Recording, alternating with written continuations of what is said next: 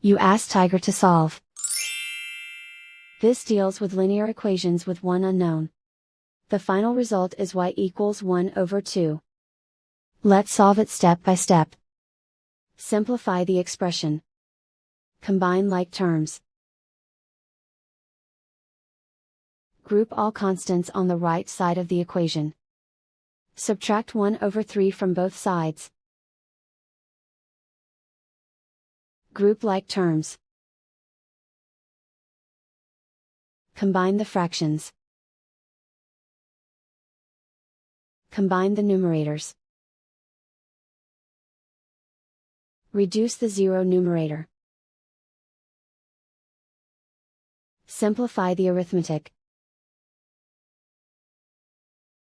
Combine the fractions.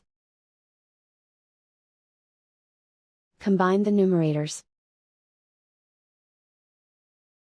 Isolate the y. Multiply both sides by inverse fraction 3 over 2. Group like terms. Multiply the coefficients. Simplify the fraction. Multiply the fractions. Simplify the arithmetic. And so the final result is y equals 1 over 2.